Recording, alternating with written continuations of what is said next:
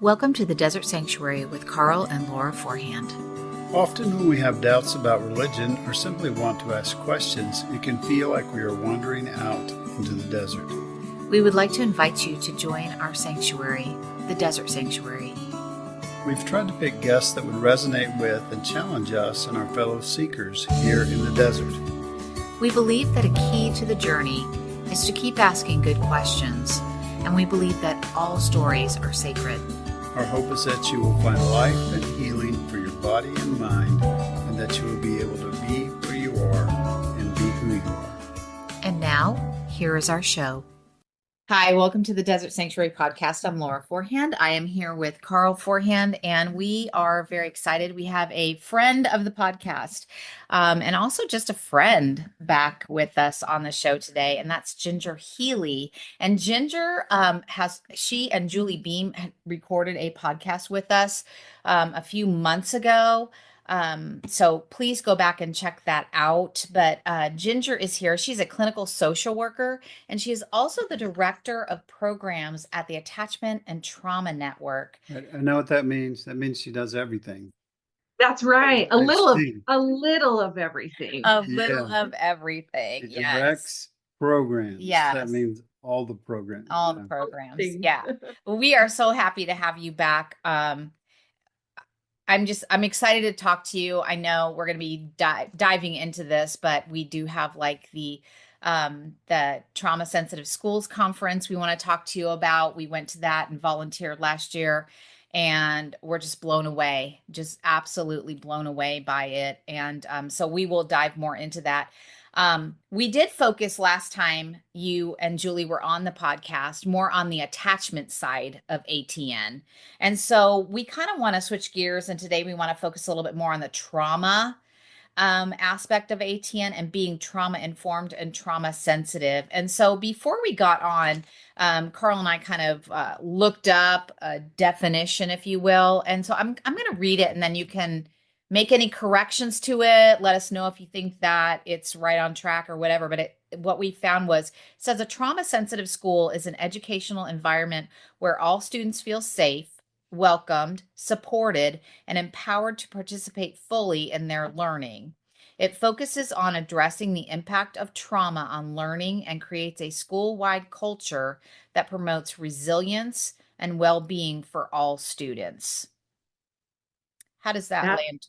Yeah, that lays very well. I think that's so good and so right on. Yeah, and when Carl and I were talking before we brought you on screen with us, we know that this definition centers around schools. And as an educator, I know that is kind of the big focus of a lot of schools in our area. But I'm just wondering if this could also be used in other businesses. This particular definition, if we took out school, could we say this about any like business or church or any organization, really? Yeah, we're talking about an environment, right? So it's not so much where the environment is, but what's happening in the environment. And in fact, the Attachment and Trauma Network, we're celebrating our 30th year coming up. And it was founded by a group of moms who had adopted children internationally and quickly realized, we need help. These kids need more than love, right? And more than just time. Like, let's wait it out and see. And so these moms got together and really, validated each other. You're not crazy. Yep, this is really hard. And try this. This is what has worked for me. So that's kind of how it started. And then it branched out into the schools because the teachers needed this information, and kids spend a lot of time at school. And so that started with the parents, and we call that therapeutic parenting, trauma sensitive parenting. You can call it so many different things, but it's focusing on that nervous system and soothing the nervous system that has been hyper or hyposensitized due to adversity in childhood. And then branched out into the schools. And now we're also looking at community work. So it's not so much the where as what's happening and who is in the environment, who is the adult wrapping their metaphorical arms around this child and helping their nervous system calm and soothe and helping rewire the brain, that neuroplasticity, and who is helping the child. It can be done in any environment and should be. Hmm. It is, and we're all kids as well, grown up, right? So Right. this information is good for adults. We talk a lot about kids, of course, and we want to focus on prevention, but the reality is things happen, and so we need to focus on adults, one, because we are the strategy to help the child, Hmm. and two, because we need our own healing. But trauma sensitive school guidelines, tenets, practices, strategies are good for everybody. And you don't have to have even experienced trauma to benefit from those trauma sensitive practices. Because I get that question a lot too. Like, well, how do I know who in the classroom or anywhere has been traumatized? How do I know what happened to them? How do I know what to do? You don't need to know. It's enough to know that sadly, adversity in childhood is common. And at least one in every four students in your classroom, probably more, or any environment, one in every four, right, has been Hmm. impacted by adversity. And we know the kids that have behaviors that we see. Sure. There are kids that we just know there are things going on, they need help. But there are a lot of kids who we don't know. I call them the silent sufferers. Mhm. They are the ones that have absolutely experienced adversity, but we don't know. I was one of those kids who looked fine. I was getting good grades. I was making, I didn't want to make waves. I wanted to make everybody happy. I didn't want to rock the boat, or I wanted to be seen as great, was not having problems. I didn't want people to know what was going on. And so I did suffer in silence. And there's a lot of kids out there that we call it masking or stress response of fawning. But either way, there that's happening. And so you're not going to know those kids that what has happened. That's okay. You don't need to know, but you can impact them by these trauma sensitive practices. If you implement this, then you're covering kids that you don't know. And for kids that are doing really well, they've got a secure home environment, they're well buffered, they have those skills, abilities, resources, and love. It's not going to hurt them. In fact, it will make them more empathetic. So there's no reason not to be implementing these practices. Mhm. It's so good for everybody. And the science is clear, their adversity in childhood is common, and here is how we heal it. Mhm. So we can call it trauma sensitive schools, and that is true, or we can also call it trauma sensitive environments and Environment. Yeah. therapeutic caregiving Oh, I like and, that. compassionate healing, whatever you want to call it. It's it's out there Mhm. and we know about it, and we have no reason not to implement these truly what I would consider life-saving practices. Now, I want to drill on something you just said. So you can, this was your message. Um, we interviewed, on your advice, Mhm. Joe Brumer, Oh, yeah. Rebecca Pankratz, Yes. and Guy Stevens. And I think Absolutely. that all three of them said something along those lines, that somewhere in the interview, they said, well, I was a parent and I needed, to know something and I needed something to be done. And we eventually figured it out Mhm. that to to have a positive impact in a trauma situation or to help heal trauma or certainly to regulate trauma, then then we don't need a PhD in psychology to do Right. that. And we don't need to have therapists, counseling skills and things like that. But we need to learn everything we can. Mm. I Right. would say consult the experts and trust your intuition. Do your own research and things like that. But uh, can you reinforce that for me? My point Yeah. is say, where parents are wondering, I'm not smart enough in that area Oh to know gosh. how to do this.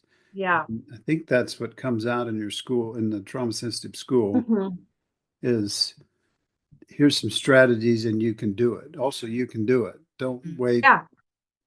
You can do it. You should do it. You're in the classroom already. You're already parenting, right? The time is going by either way. But no, you don't have to be a neuroscientist or anything.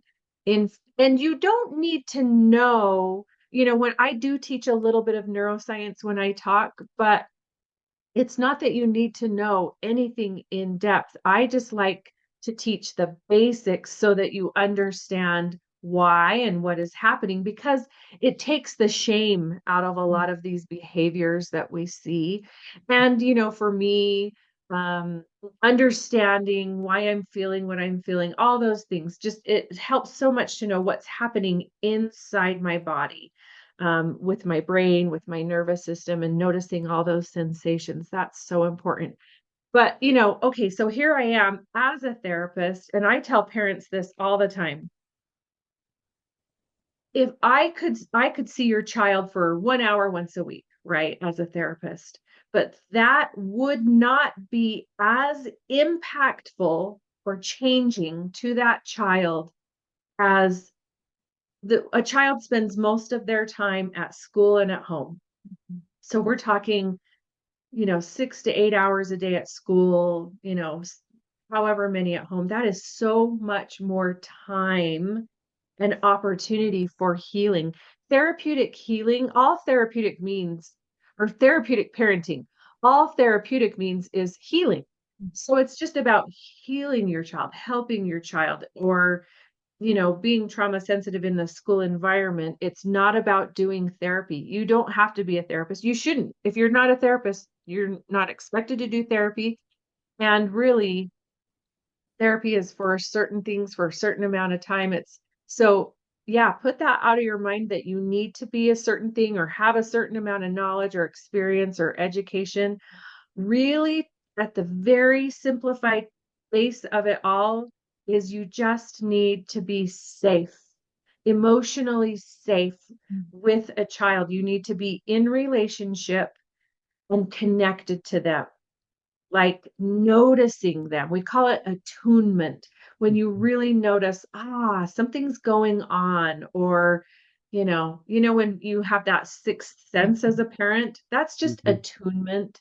And you start to get that as a teacher too. You start to get to know the kids so well that you know when something's wrong. Mm. You know when they need something. You know what they like and what they don't like. You know what works and doesn't work. That's attunement. So this relationship of reciprocity, this back and forth of communication, and it doesn't even have to be verbal, but just that they know that you are safe.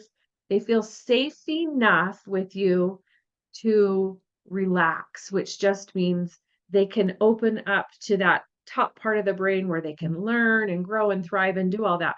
But if at any point a child doesn't feel safe, they don't have access to that part of the brain. Mhm. A scared kid can't learn, Mhm. right?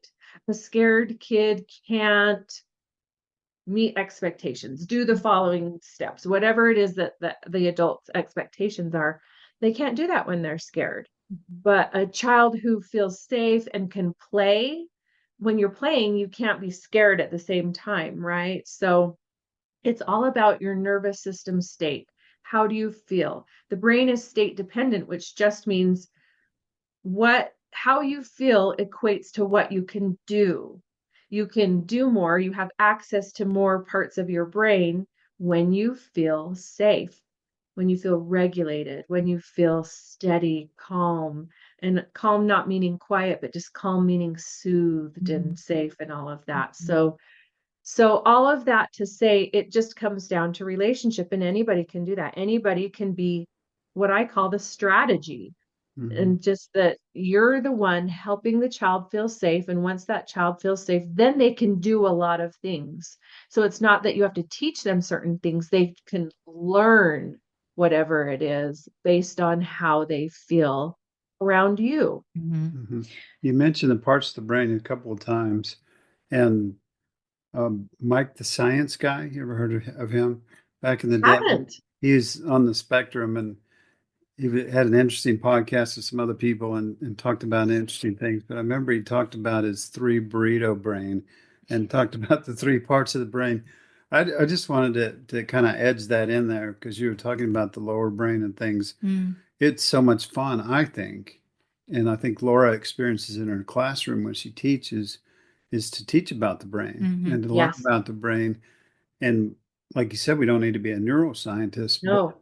we can, if we can understand those basic functions and how that gets involved and tangled up in trauma, Mhm. Yeah. then learning's a good thing. And we can, and again, you can do it. We don't, Yep.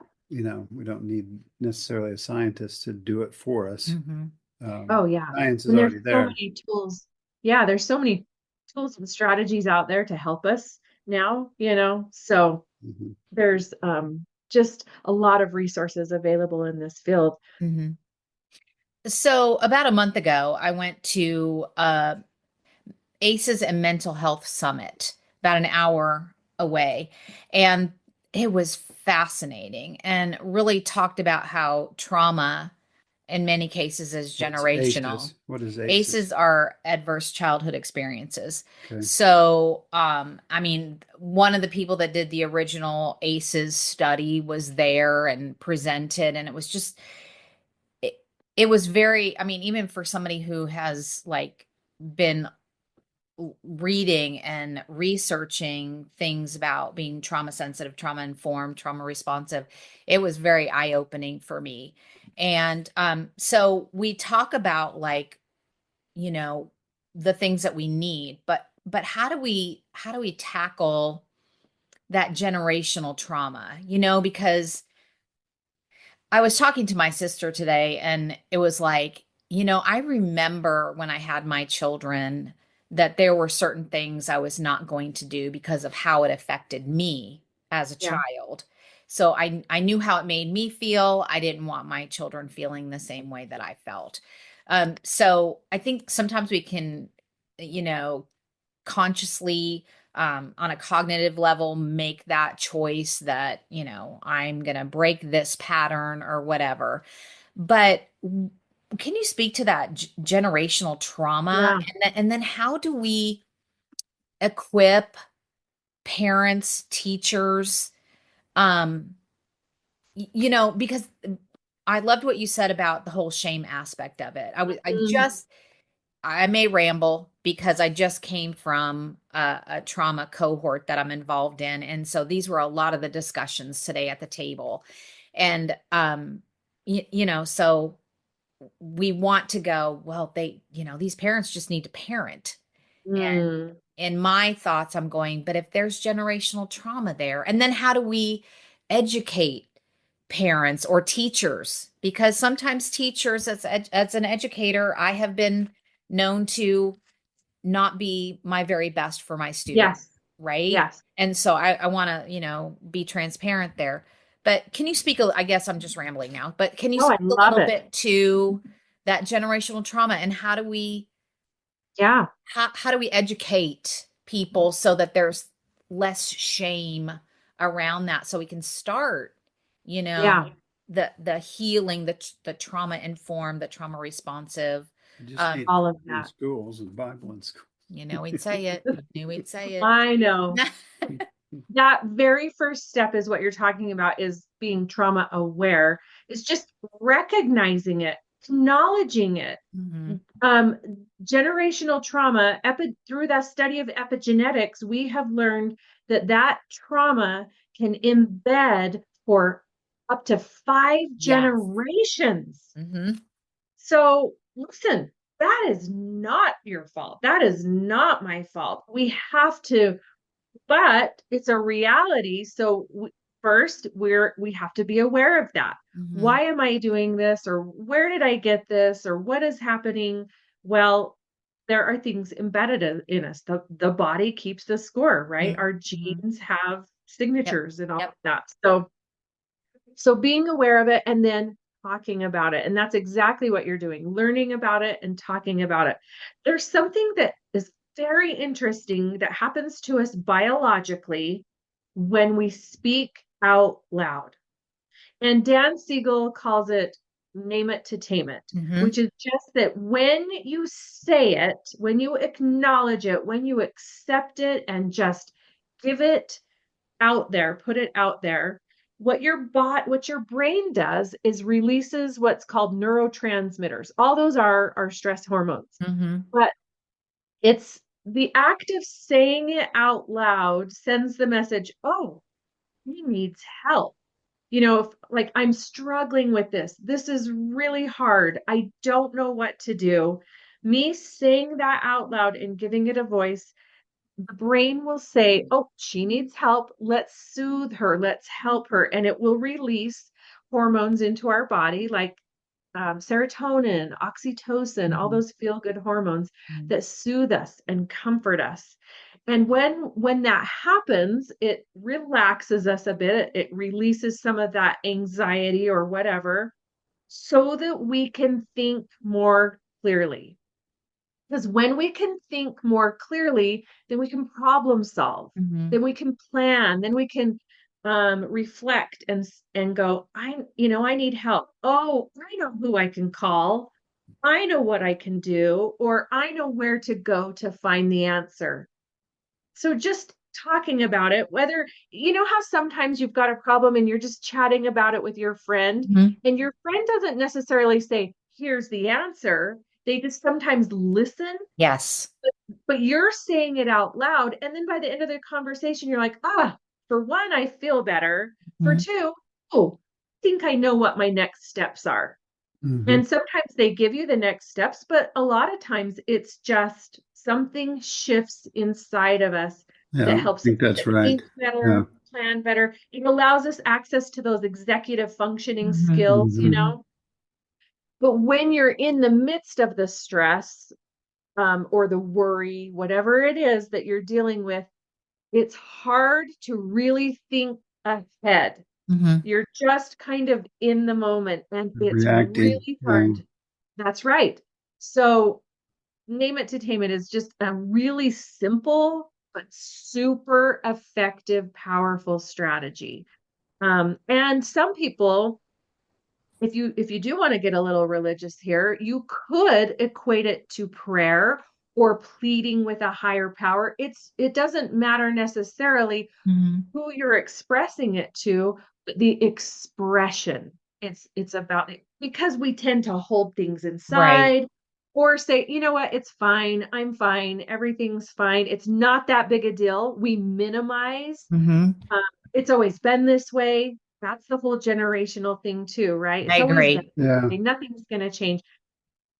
And so that's doing the opposite. So getting back to your question though about generationally, so we're talking about it, we're learning about it, we're becoming aware of it, and the acknowledging of it's not, it's not our fault, but then not stopping there. It's the where to go from here. And really what we're talking about, whether it's generational trauma or developmental trauma, or there's so many different kinds, it is getting back to those healing principles, where we're learning about the brain, we're learning about the nervous system, we're learning what works for us, we're recognizing the sensations in our body, we're acknowledging them and listening to what our body's asking us, like what needs does it have, all of that. That's how we heal the trauma. Positive, repetitive experiences in safe relationship. Right. Yeah. And when you're praying, everything like that hits me because I used to be a pastor, but um it's not to say I'm a wretch. Why do I do this? I'm a No, sinner. This is no. sin.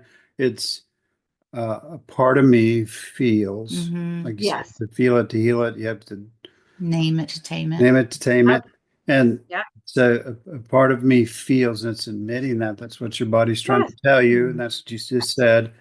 Um, you know, so we talked about in our book concerning religion that a lot of things about religion are regulating, which is good, Yes. right? Sure. But some of it is also toxic, and you got to recognize that too. Yep. Recognize that and parsing it out. For me, praying is about acknowledging I need help Mm-hmm. and asking for help. Mm-hmm. And it can look like a lot of different things. That's one way to do it, right? Mhm. So, but there's no shame in that. Mm-hmm. There's no guilt in that. I mean, one of the things I really try to talk to educators and parents about is just like giving yourself grace. Like we are human and humans are not perfect. Mhm. We are going to make mistakes, and mistakes are actually really fundamental to the growth process. Mm-hmm. We do not change in comfort. When we feel comfortable, there's no reason to do anything. Emotionally or physically, we don't move. We kind of sit in that comfort. And we do need those moments, but we can't stay there forever or we never grow. We never change. And so if we're talking about stress, there is positive stress. It's what gets us out of bed in the morning. If Mhm. that alarm didn't go off, most of us wouldn't get out of bed, right? Mhm. Or not get out of bed On time, right? on time. We have to have that moment where our heart starts to beat and we go, what's going on? And then we go, oh, it's the alarm. I guess I, better get out of bed. But if we never had those doses of, Mhm. you could change the word stress for activation, where we're activated, then we really wouldn't grow or change, right? Because we don't like discomfort, but that is where the stretching occurs. That is where the growth occurs. So for kids, we want them to become resilient, which just means we want them to be able to handle whatever comes their way, the bumps in the road, right? Because we know it's going to happen. Mhm. There's no way that we can go through life without having bumps in the road, little bumps, medium bumps, big bumps.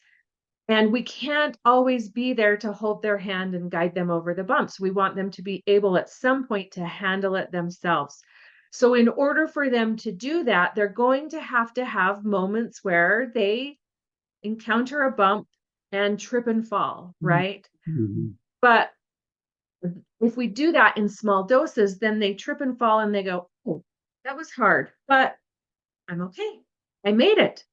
I'm going to try again, right? Repeated moments of like making mistakes. So we as adults, we've got to model, I make mistakes all the time. Mhm. That's okay. What's important is what happens next, that I say, "Oh, I'm sorry, Mhm. and here is how I'm going to fix this mistake."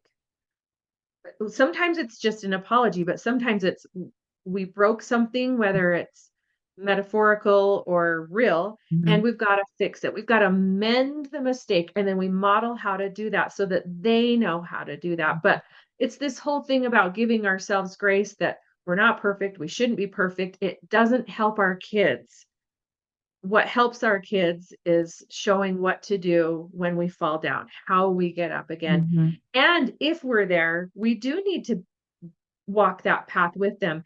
When we're born, we talked about this, when we were talking about attachment, that when we're born, we really are dependent on adults.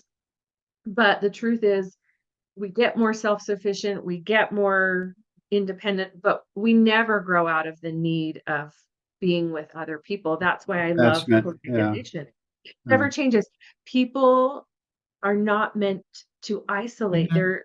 It's just so people die from heartbreak and they die from isolation. We always need others. That is how we heal. And Can I say one thing before you, because I know you're long. I'm just kidding. Um, so the people I learned from, the Benedictine sisters, they called it an empathetic witness. Mm. Mm. I was thinking as you're talking with two different questions about, a lot of us, if it's not us, if it's that person that's traumatized in front of us or triggered or whatever, um, they need somebody to listen really well. Oh, And amen. they, and it's one thing you said in your example, is I didn't get advice from them at the end. That's not what we Mm. need. And you also demonstrated bypassing, which we do a lot. You don't need them to, because they're uncomfortable, to go, oh, it's okay, or it'll be better by and by, or whatever, but to really listen to you, and then to let you have that shift, like you talked about. Yeah. So I'm trying to get better at that, but Yeah. it's hard, It is hard. And me as a mom, I always want to fix it for my kids, or I know exactly what I should be telling them rather than them having figure it out on their own. But just them being seen, it's all about being seen. Like you heard me. That's the more healing part, is that validation. I believe you. You come to me and say, this is really hard. I'm hurting. And just stopping right there and saying, I believe you. Not that, oh, it's not that big of a deal, or this is how you fix it because I don't want you to suffer. Mhm. It's like, I believe you. Mhm. I have been hurt before too. Oh, that is a hard feeling. Mhm. Just that empathetic witness. Oh my gosh, super powerful. Mhm. One, I love Brene Brown, and I, one of her favorite things that she has said is that people need to earn the right to hear your story. So mm, I'm thinking about, we live in a small community, and, a lot of people, I mean, I want to say everybody knows everybody, but I don't know everybody, but Mhm. I don't get out like like most people. But how do you, like, if you are, you know, just struggling, um, possibly with, this generational trauma, maybe you don't even realize it, but how do you find that empathetic witness? How do you find yeah, that person, um, to share your story with, where you feel safe in doing that? I know for me, that took a really, really, really long time. A really long, yeah, and I still am very guarded. I was just sharing yeah, again with my sister today that, not everybody, when things go south in my life, or when traumatic things happen, I won't share that with everybody. I mean, there are just very few people that I will share things with, but I know that those people, and maybe it's trial and error, I don't know, but I know those people will sit and will listen and will believe. Like you said, I think that is yeah, so important, that, and I learned that the hard way, to be honest with you, Ginger. I shared this in our book, that I had a student one year that, we had indoor recess or something like that, and he had come from a very traumatic home, and one of the little girls that they were playing Legos together came up and said, um, hey, I won't use his real name, Joey said, he's Use my stupid. name. He said he's stupid. Use And my mm, name. so My I middle name. so I called him over, and I was just like, why are you calling yourself stupid? And he goes, because I am. My dad said I am. And I was like, no, you're not. Like, I went into rescue mode. I went into rescue mode. Um, and he was very angry with me because mm, I didn't validate him. And when I like what you said about validation, because it's not about saying, like, agreeing with them. It's about saying, that seems like it's really hard for you. That seems very painful, or whatever. Uh, yeah. but I'm not sure where I was going with all that jibber jabber, but um, yeah, Well, I liked what you were saying, is asking about how do you know, or how do you okay, find, thank you. Yes. yeah. Gosh, I have a few thoughts on this. And so a couple things. Because I do ask this question to kids in a way where I ask them, who who's in your life, right? Mm-hmm. And um, I've done it a few ways where I've asked them, like, explained the concept of like a shield, kind of a shield kind of protects you or buffers things, and who's your shield, who protects you. Or I teach a lot about otters because otters otters do the coolest thing. They link paws, Mm-hmm. and they do this so that they don't get lost or drift away when they're floating on the water, right? The other thing otters do is they wrap their bodies in kelp. And that seaweed, that kelp, is firmly rooted to the ocean floor or the river bottom. It anchors them. Mm-hmm. And so I'll show them pictures of otters, linking and anchoring, and I'll say, who's your anchor? Who anchors you? Who keeps you firmly grounded and rooted so that when if we're talking about otters, the winds are coming, the waves are coming, the lightning, the storms, right? So they're being tossed to and fro, but they're anchored. How? Because they're attached to someone safe who's got their back, who's holding on to them so tight, that they're not going to drift away. They're not going to float away. They're not going to drown. And they're anchored. So I'll say, who's your otter buddy? Who's got your back? Mm-hmm. When the storms come, when the rain comes, when it's really windy, who's there? Mm-hmm. Right? And sometimes it depends on the situation, but it starts asking these questions. You start thinking of different people when you start thinking about, who would I go to when things are really rough, or who would still be there, Yeah. right? And so I talk a lot about anchors and buffers and really define safe people. And by that time, some kids are able to say, oh, my grandma, my dad, my coach, my Mm-hmm. teacher. Some kids will still say nobody. Mm-hmm. So in those situations, I'll say, um, when you're sad, what do you do? And so a lot will say, well, I have my dog, right? Or my pet. Mm-hmm. So that can be a buffer, an Mm-hmm. anchor, a shield, right? Mm-hmm. Pets are so powerful that way. When I was first asked that, three people came into my mind. One was a teacher who just saw me. When I say saw me, you know what I'm Mm-hmm. saying, right? Like, just saw me. Mm-hmm. And then I thought of my mom, and then I thought of my grandmother. And my grandmother, she has passed away. But to me, I can still think of her and be grounded. Mm-hmm. She anchors me because she loved me unconditionally. She thought I was just the most amazing thing on the planet, right? And every person, every kid needs somebody in their life who just thinks that they walk on water, right? And so the next step of that question when I'm talking to kids is, so this little boy, let's say Joey, said, I'm stupid, right?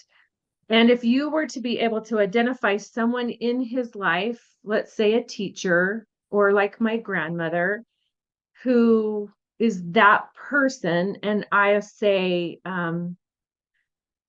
it, this person in your life, would they lie to you, right? And if it's the right person, no, they wouldn't lie to me. Mm-hmm. So then you ask, well, what would they say if I were to say, is Joey stupid? What would that person say? And if that person would not lie, they would say, no, Mm-hmm. Joey's not stupid. Mm-hmm. Right? So like my grandma, on those days that I'm really like, I don't know, I can't think of an example, struggling with something, Mm-hmm. feeling unlovable, whatever, I think, what would my grandma say? And if I'm really honest with myself, I know what she would say, Yeah.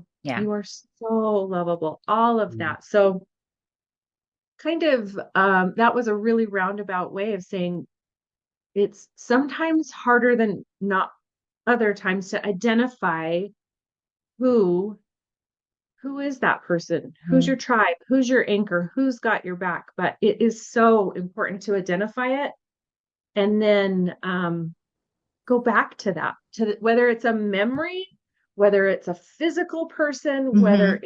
it's your pet. We've all got someone or something who soothes us and makes us feel better and tells us the truth Mhm. about who we are at our core in Mhm. our soul. Mhm.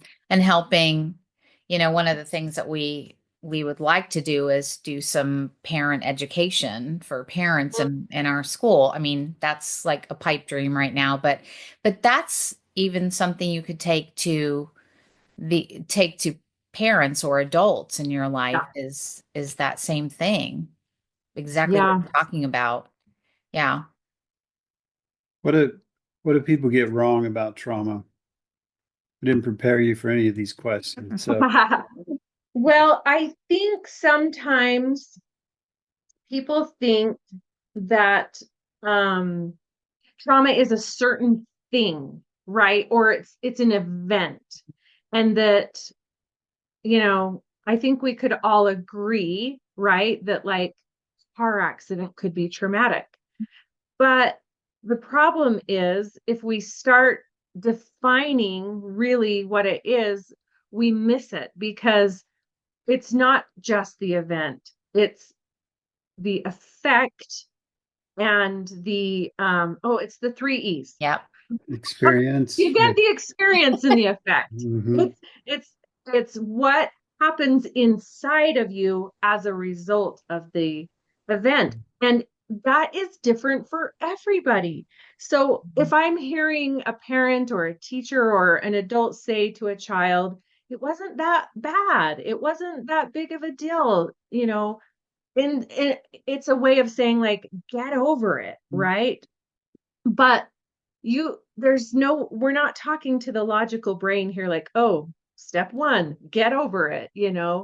It's that somehow now the nervous system has completely sensitized and we hear a certain sound that reminds us of a certain thing and we're dysregulated, right? And that was traumatic to us, but we don't choose what's traumatic to us or to anybody else. And so people get that wrong all the time, that this happened, therefore the result is trauma or not trauma. And that's completely, it's, even if it happened to me, it's not up to me, you Right. know. Right. I wish that I wasn't scared to turn left in the turning lane now.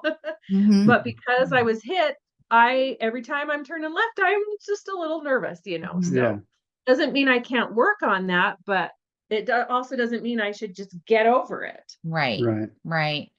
So one thing that we're really excited about is the trauma sensitive school conference that we have coming up. I think as soon as as you guys put it on Facebook on your ATN website, Carl and I were booking our flight and getting the Yeah. hotel room and all that stuff. So we want you to share about that. Who is it for? What is the focus, if there is a focus? Tell us about it because Yeah. we really want to promote it in order to get because it's not just for teachers. Is that Right. right? Right. So this is our eighth annual Trauma Sensitive Schools Conference. So that's really exciting. We've been doing this for 8 years now.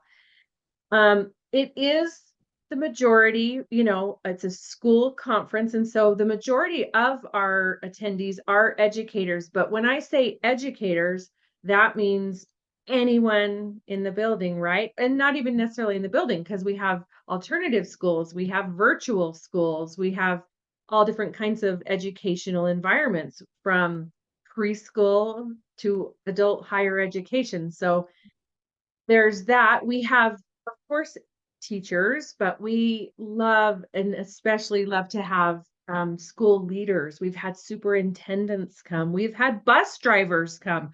Who is near the child, right? Mhm. Anyone that comes in contact with a child in an educational environment absolutely would benefit from this conference. And parents can come, right? Anyone can come. We'd love to have the PTA represented. We had, in fact, last year, the PTA, the national PTA president spoke, which was really Yeah. exciting. So, Mm. so really it's for anybody, but it is focused on the educational environment. And so that's the larger focus, but within that, there are, gosh, countless topics, right? And, not just elementary, middle, high, but alternative environments and all of that. So quite a wide range of speakers speaking about a lot of different topics. The other thing is that we've got introductory topics for those who are kind of new to this. A lot of like good, solid 101 foundational information. Mhm. And then a lot of advanced classes. We have people that have been coming for 8 years. So they have still are on this journey but they're on a different part of the path. So we have from beginning to advanced classes as well. Most of the sessions, so we February 16th through the 18th. Mhm. February 16th is our pre-conference. So we call it our Academy Day. That's when we have our deep dives. And those are 3-hour classes. Mhm. And again, we have advanced and beginning, so you can deep dive into anything, but we have some experiential stuff too. You've interviewed Joe Brummer. He Mhm. is quite the expert in restorative practices and circles. And so he will be there to do that as he always does. And it always sells out. We Yeah. always have to turn people away from his. He's, you know, so amazing. So we've got that on Sunday, our pre-conference, and then Monday and Tuesday we have our sessions that are about 75 minutes long. Excuse me. So we have an in-person conference in Atlanta, February 16th through the 18th. And then we take a break Wednesday and travel back home or wherever we need to go. And then Thursday and Friday, which is February 20th and 21st, we have our virtual conference. So those who can't come in person can join us virtually, which is awesome. If you can't get a substitute, we feel your pain. We understand it's hard times. So you can join us virtually. And it's a different conference. Like it's still our trauma sensitive conference, but it's different speakers. Mhm. So you can attend both. Mhm. And our virtual conference is recorded. So if you can't watch the sessions live, you can watch them for the next 30 days. If there's one that you love, you can watch it over and over again, but you can hit them all. Our keynotes are absolutely, in my opinion, mind blowing. We've got Dr. Dan Siegel, Mhm. who's written so many books. He's Yeah. an expert in the field. Dr. Kristen Neff, she's a guru on self-compassion. And Dr. Anna Shea Wright, oh my gosh, we just did a podcast with her. I don't think it's aired yet, but it'll air before the conference. And she's so powerful and inspiring. You'll just walk away so excited with a renewed hope and inspiration. And then we've got Jen McNally, who is brilliant, and she talks a lot about wellness and health, and how to care for yourself and others. And she's really funny. So it's a joy to listen to her because you don't feel like, oh, self-care, one more thing to do. You Right. walk away going, oh, we can do this. We can care for each other. And then of course, Dr. Lori DeSottles, you know how amazing she Yes. is, and she'll be there. And a lot of the same speakers, that were there last year, but a lot of new ones that you haven't heard before. So there's just something for everybody. And we'll also do some really fun stuff, experiential stuff. I mean, people just walk away going, oh my gosh, I can't wait to get back in the building, Mhm. rather than like, oh, I'm dreading it, I'm burnt out. It's Right. it's just this renewed hope, and you just leave with your backpack full of skills, right? And strategies, and just ready to implement. People get so excited about what new things they can Yeah. try, and networking with each other, Yes. like making new friends. I have so many educators tell me, I'm a school in Nebraska and I met with a school in Alaska, and they're helping us, Mm. I mean, it's amazing the networking that happens. So that's really powerful. And that can be done virtually as well. It's so nice to meet in person and get that human physical connection, Mhm. but we find that you can also do that virtually as well. Mhm. It's just nice to, I mean, education is tough as well Super as tough. other, other what is the word I'm thinking of? I can't even think. But education is tough. And so Yeah. it is nice to have people that are like, in the trenches with you, that Yes. understand, Yes. understand Yes. the types of things that you're dealing with in your building, because it's very similar across the board. You mentioned that you have a podcast. Can you share that? Yeah. What's your podcast? Yeah. It's called Regulated and Relational, Mhm. and we drop a new session um, twice a month. And so it's free and it's on every platform, so you can listen to it however you listen to podcasts. But it's equal parts trauma sensitive schools and guests who are expert in the field, and equal parts therapeutic parenting. And so there's something for everybody. And I find that educators also like to recommend certain podcast episodes to parents who are struggling Yeah. with a certain thing. And so they're really complementary and they just overlap. It's like you said at the very beginning, whether you're working in the school or you're working at home, wherever you're working, all of these strategies and tenets and truths Hmm. are important to know and will work. So it's just really good. I'm really proud of it. Yeah, it is a great podcast. I highly recommend it. Yeah. So last time I told you a story about me and my healing. Do you have a story you could share with us, or that you'd be willing to share with us about how trauma has improved? And that's probably not the right phrasing, but Yeah. can you tell us a personal story? Yeah. I mean, All I right. probably got a million of them, but let me think. Well, first let me say, um, I was a well, when I was a social worker, and then when I we adopted our oldest son when he was 5 years old from Romania, and I gave birth to our another to a son at the same time. I got both boys at the same time. Hmm. And I was working full time, and then I got both these boys, so I quit my job and was being a stay-at-home mom, and it was so hard.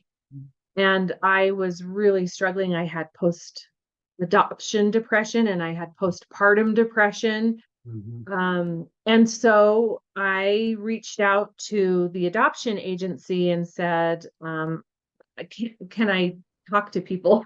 I need to talk to adults who Mhm. know what I'm going through, right? And I think I can help other people too, because, so I started working from home so I could be a stay-at-home mom, but doing adoption. So I ended up doing that for 15 years. And that is how I found the Attachment and Trauma Network.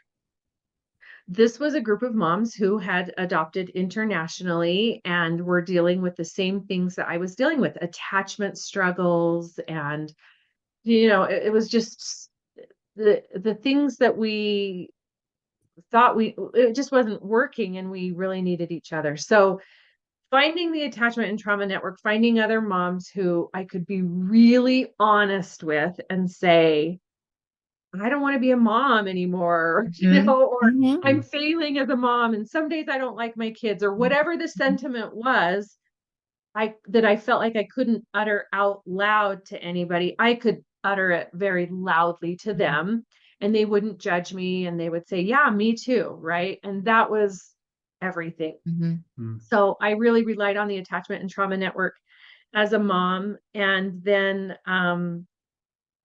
after 15 years of working at the adoption agency, adoptions were getting less and less. And so then I started working at the Attachment and Trauma Network. So just learning about attachment and learning about, what my son really was, I had no idea of what was happening to his brain and his nervous system.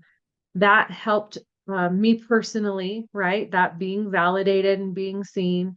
And then that's when I started learning how to be a therapeutic parent to my son who was adopted, and also my other kids. I have 4 kids and 2 of them are autistic. And so this therapeutic parenting has just benefited us in so many ways. So that's one of my, healing journeys. But then, I had kind of mentioned, I had somewhat of a rough childhood. I had an alcoholic father. So it was tough, really, really hard. And so I was and am still on my healing journey of all the things that happened and the things that I still carry with me, that generational trauma, and just wanting to parent differently and all the things. So Yeah. so much there. Yeah, indeed. Well, we really appreciate you coming on, being vulnerable with us, and also just sharing your wisdom with us. It's good to talk back and forth with people about ideas and how we're healing, Yeah. whether it's education or, post-religion, things like that. All of us are struggling with similar things, right? Yeah. And I like that a lot of your verbiage was we need to help each other. We need to, Oh, yeah. um, we need to get over in the United States this thing of I've got to be better than you or I don't matter. Yeah. We need to all matter Yeah. to each Mhm. other and Mhm. help each other heal, not create more trauma in people just to win. Mhm. But what I really want to, just maybe close this out by telling us where we can find you. Anything else you didn't get to say that you wanted to say? Yeah. Be the time. Well, the Attachment and Trauma Network is www.attachedtrauma.org. I have a website, gingerhealy.com. I have written a few books, and so those are accessible on Amazon or my website or the Attachment and Trauma Network. Yeah, and our podcast, and we have a certification Yes. program. And I just love that because it's a 101. You know, I can't say enough. You don't have to be an expert, but just a little bit of knowledge really will change you and change how you look at others. And that's how you change your response. If you look at a kid and see him or her as behaving badly, you will automatically think, oh, well, we've got to consequence him. We've got to punish him. He has to be held accountable. You can't, that's just your automatic biological response. But if you look at a child and see them as struggling, then you automatically want to help them. It's just a shift. And so I love that our certification program is just a solid foundational 101 for anybody. It's not school focused, it's human focused. And Right. so, and it just gives you this foundational knowledge on how to shift that lens and become, trauma aware. And so and it's priced so affordably. So I can't recommend that enough, that certification. It's for everybody. Yeah. But yeah, I think that we've covered a lot. All right. So the book is called Regulation and Co-Regulation. And What's your new book, though? has You have a new book workbook out. with it too. That one has a Yeah, so workbook. the original is the regulation and co-regulation, and then the accompanying workbook has just strategies upon strategies. It's so good. And then the new book is for groups. It's managing big emotions, and it's group work, which doesn't necessarily have to be done. You can modify it for any environment. Even we've done fun activities in the home where, if we're having a certain struggle between siblings that we need to talk about or whatever, there's some great game. It's got games, stories, and a little bit of Beautiful cover. education It's a and fun. beautiful cover. Right? Yeah. Looks- Yeah. So I'm really proud of that one too. So lots of resources and helps out there. Yeah. For sure. So it's the Attachment Trauma Network. It's Mhm. also Trauma Sensitive Schools Conference Conference. coming in February. Yeah. February 16th through 18th. Ginger Healy, ladies and gentlemen, thanks for coming on the show. Always a pleasure to talk to you. It's an honor. I thank you guys for your support and your help. We can't wait to see you again. We need you, and we're gonna work you. Great. We're I ready. heard that one of our other friends that's maybe on the board, Janine? is going to be Oh, there. yes. Janine's gonna be there. We Uh-huh. love Janine. That's all you got to say to us, Yeah. really. I mean, I know. cut in the word. Me too. Me too. We've been waiting to meet her in Yeah, person a yeah. long time. Oh, yeah, she's amazing. Uh-huh. Thanks for coming on the show. We appreciate it. Thank you. For the listeners out there, we have just finished up, and this will be released in a couple of weeks. We just finished up, or we're finishing up tomorrow, all the evolving. We've talked about so many things. I know. Don't remember our own stuff. Evolving from religious trauma course from our right. book, where we're reading parts of it and talking about it and dialoguing about it, and there's action steps at the end. So we just finished that. It's still on YouTube, still free. So eventually that'll become a class that people can go out and check the boxes and stuff. But make sure and check that out as well. But we just appreciate the listeners for tuning in. And as always, be where you are, be who you are, and be at peace. Thank you for joining us today on the Desert Sanctuary podcast. Remember, all who wander in the desert are not lost. We believe all of our stories are sacred.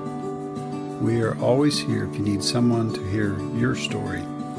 Check out our blog on Pathos and also our YouTube channel. And stay tuned for our Leaning Forward conference. Remember, we love you. And be at peace.